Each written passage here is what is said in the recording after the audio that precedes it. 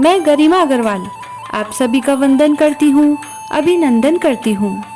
आइए आज हम सुनते हैं सातुड़ी तीज की व्रत कथा।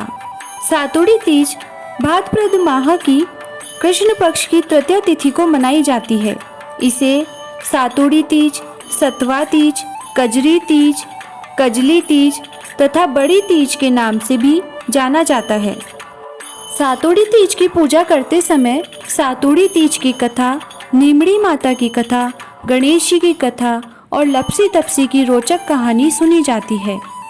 आपको तीज की पूजा करते समय बार बार कहानियाँ ढूंढने की आवश्यकता ना पड़े, इसीलिए हमने सभी कहानियों का एक ही वीडियो बनाया है।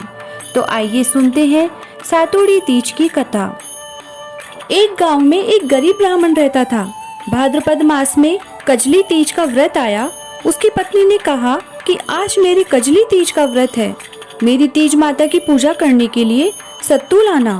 तो ब्राह्मण चिंतित हो गया और विचार करने लगा, चोरी करूं या डाका डालूं, पर पूजा के लिए सत्तू तो लाना ही पड़ेगा। रात्रि के समय ब्राह्मण घर से निकला और साहूकार की दुकान में घुस गया। ब्राह्मण ने चने की दाल, चीनी, घी लेकर 1.25 किलो वजन कर सत्तू बना लिया और जाने लगा। तभी दुकान का नौकर उठ गया और चोर चोर चिल्लाने लगा और ब्राह्मण को पकड़ लिया। साहूकार आया। उसके पूछने पर ब्राह्मण ने कहा, मैं चोर नहीं हूँ, मेरी पत्नी की तीज माता का व्रत है, इसीलिए मैं सिर्फ 1.25 किलो सत्तू बनाकर ले जा रहा था। ब्राह्मण की तलाशी लेने पर सत्तू के अलावा उसके पास कुछ नहीं मिला। ब्राह्मण ने कहा, चांद निकल आया है, मेरी पत्नी इंतजार कर रही होगी। साहूकार ने उसकी गरीबी व ईमानदारी से प्रसन्न होकर ब्राह्मण की पत्नी को धर्म की बहन बना लिया।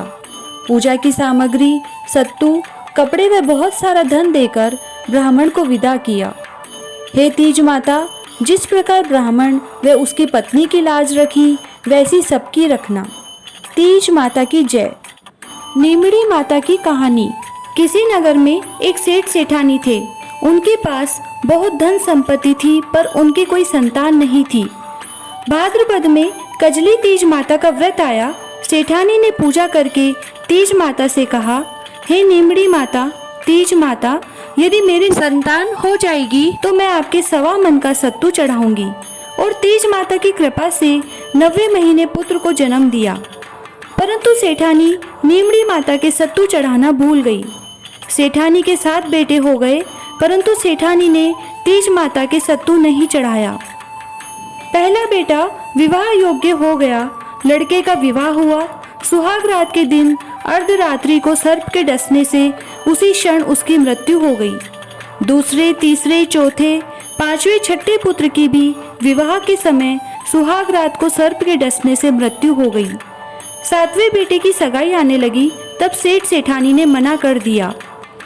गांव वालों के बहुत समझाने पर सेठ सेठानी शादी के लिए तैयार हो गए। तब सेठानी ने कहा, इसकी सगाई बहुत दूर करना। सेठ जी सगाई करने के लिए घर से चले और चलते चलते बहुत दूर एक गांव में आए। वहां कुछ लड़कियां खेल रही थी और मिट्टी के घर बना रही थी और सबने अपने अपने घर तोड़ दिए, पर एक लड़की ने कहा, मैं तो अपना घर नहीं तोड़ूंगी। सेठ वहां खड़े खड़े यह सब देख रहा था। सोचा, यह लड़की समझदार है। लड़की खेलकर घर जाने लगी। तब सेठ जी भी उसके पीछे पीछे उसके घर चले गए। लड़की के माता पिता से मिलकर अपने लड़के की सगाई कर दी। विवाह का मुहूर्त भी निकाल लिया। घर आकर विवाह की तैयारी करने लगा। सेठ परिवार व गांव वालों के साथ बारात लेकर गया और 7वें बेटे का विवाह हो गया। बारात विदा हुई। लंबा सफर होने के कारण माँ ने लड़की से कहा कि रास्ते में तीज माता का व्रत आएगा, यह सत्तू व सिंग डाल रही हूँ। रास्ते में नीमड़ी माता का विधि पूर्वक पूजन कर कल अपना ससुर जी को दे देना। धूमधाम से बारात चली। रास्ते में तीज का दिन आया। ससुर जी ने बहू को खाने के लिए कहा तो बहू ने कहा कि आज तो मेरे कजली तीज का व्रत है। शाम को बहू ने गाड़ी रुकवाई और कहा, मेरे को तीज माता की पूजा करनी है। तब ससुर जी ने नीमड़ी का पेड़ देखकर गाड़ी रुकवा दी और कहा, बहू पूजन कर लो। तब बहू ने कहा, नीमड़ी की डाली ला दो। तब ससुर जी ने कहा, सभी बहुओं ने तो नीमड़ी के पेड़ की ही पूजा की थी, पर बहू नहीं मानी, मैं तो डाली का ही पूजन करूंगी। बहू के कहे अनुसार ससुर जी ने पूजन की तैयारी करवा दी। बहू नीमड़ी माता का पूजन करने लगी। नीमड़ी माता पीछे हट गई तो बहू ने हाथ जोड़ विनती की, हे नीमड़ी माता, आप मुझसे पीछे क्यों हटी? मेरे से क्या भूल हो गई? बहू की करुण विनती सुनकर तीज माता ने कहा, तेरी सासू जी ने बोला था जब मेरे बेटा हो जाएगा तो 1.25 मन का सत्तू चढ़ाऊंगी, पर 7 पुत्र हो गए, उसके बाद भी सत्तू नहीं चढ़ाया। बहू बोली, माता हमारी भूल माफ करो, मैं आपके सत्तू चढ़ाऊंगी। मेरे 6 जेठ जी को वापस लौटा दो और मुझे पूजन करने दो। तीज माता नववधू की भक्ति व श्रद्धा देखकर प्रसन्न हो गई। बहू ने नीमड़ी माता का पूजन किया, चंद्रमा को अर्घ दिया। उसके पति ने सत्तू पासा और ससुर जी को कल्पना दे दिया। बारात घर पहुंची। बहू के घर में प्रवेश करते ही उसके 6 जेठ प्रकट हो गए। सासू जी ने धूमधाम से सबका गृह प्रवेश किया। सासू जी बहू के पांव पकड़ने लगी। तब बहू ने कहा, सासू जी आप यह क्या कर रही हैं? आपने जो तीज माता के सत्तू बोला था उसको याद करो। सासू जी को याद आ गई। अगले साल भाद्रपद मास में कजली तीज का व्रत आया और 7.25 मन का सत्तू बनाकर नीमड़ी माता के चढ़ाया। धूमधाम से विधिवत नीमड़ी माता का पूजन किया।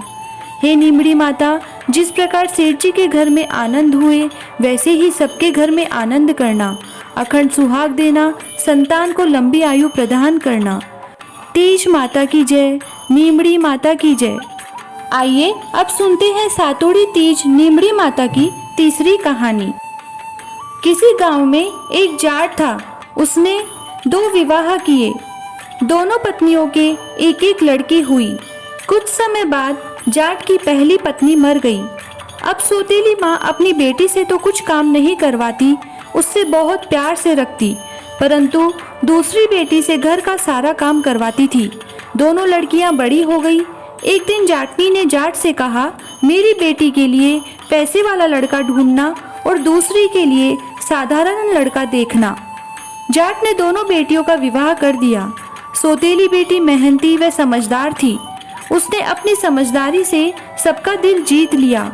जाटनी की बेटी घर का काम भी नहीं जानती थी और अकड़ में रहती थी, इसीलिए ससुराल वाले उससे बहुत दुखी हो गए। कुछ समय बाद जाट दोनों को लेने ससुराल गया। पहली लड़की के ससुराल वालों ने अपनी बहू की बहुत बड़ाई की, परंतु दूसरी बेटी के ससुराल वालों ने अपनी बहू की बहुत शिकायतें की और कहा, अपनी बेटी को ले जाओ। जाट दोनों को लेकर अपने घर आ गया और सारी बात जाटनी को बता दी। अब जाटनी घर का सारा काम अपनी लड़की से करवाने लगी। कुछ समय बाद भाद्रपद मास में सातोड़ी तीज का व्रत आया। दोनों बहनें पूजा करने गई तो पहली लड़की ने कहा, हे नीमड़ी माता, तू मीठी है, जैसे मुझे भी मीठी रखना। दूसरी ने कहा, तू तो कड़ी है। माँ ने सुना और तुरंत समझ गई और लड़की को वापस पूजा करने भेजा। लड़की ने नीमड़ी माता का पूजन कर कहा, हे नीमड़ी माता, जैसे आप मीठी है वैसे मुझे भी मीठी रखना। तब नीमड़ी माता उससे भी प्रसन्न हो गई। जब वह बेटी ससुराल गई तो ससुराल वाले उससे प्रसन्न रहने लगे।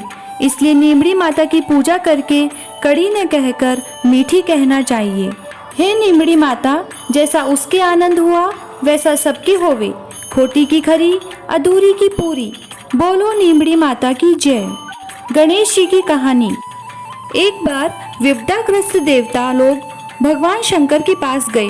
उस समय भगवान शिव के सम्मुख स्वामी कार्तिकेय तथा गणेश जी भी विराजमान थे।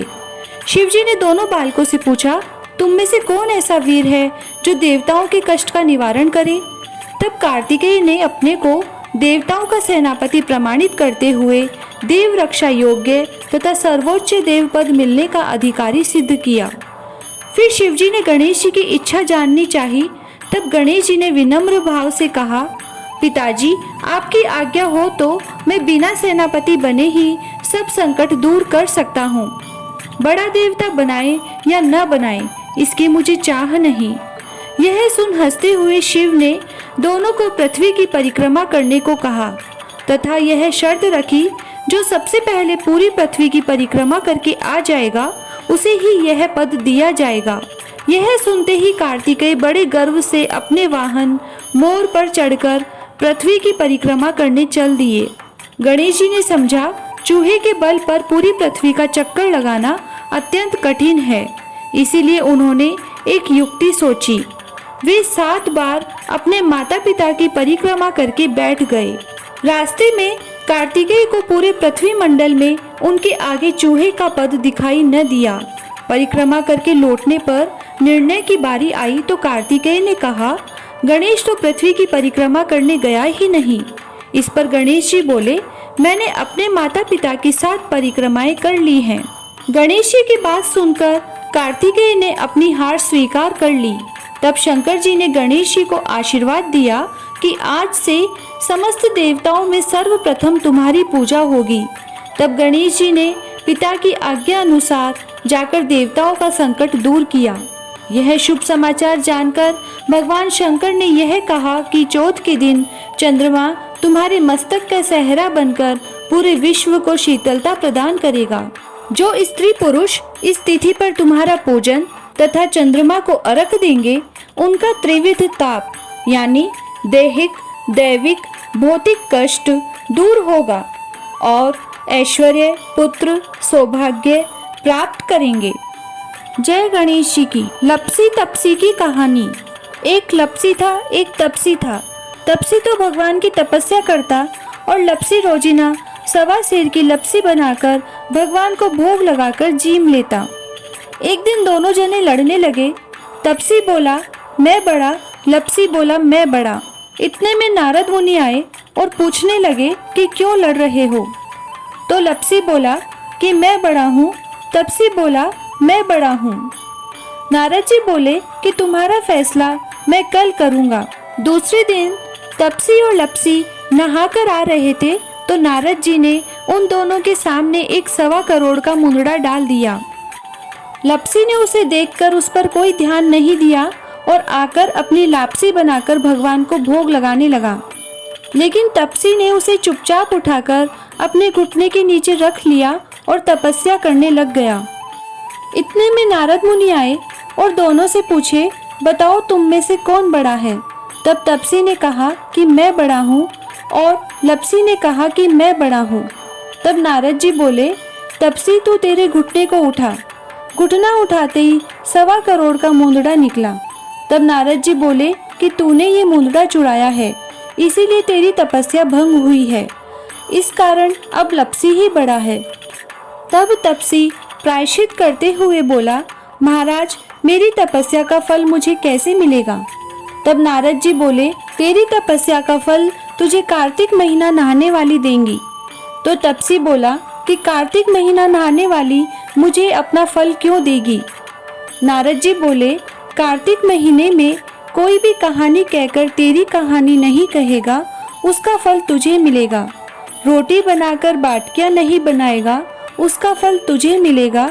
कांचली देकर कसना नहीं देगा, उसका फल तुझे मिलेगा। दिए से दिया जलाएगा, उसका फल तुझे मिलेगा। चौका देकर गवली नहीं देगा, उसका फल तुझे मिलेगा। ब्राह्मण जिमाकर दक्षिणा नहीं देगा, उसका फल तुझे मिलेगा। ननद जिमाकर भांजी नहीं जिमाएगा, तो उसका फल तुझे मिलेगा।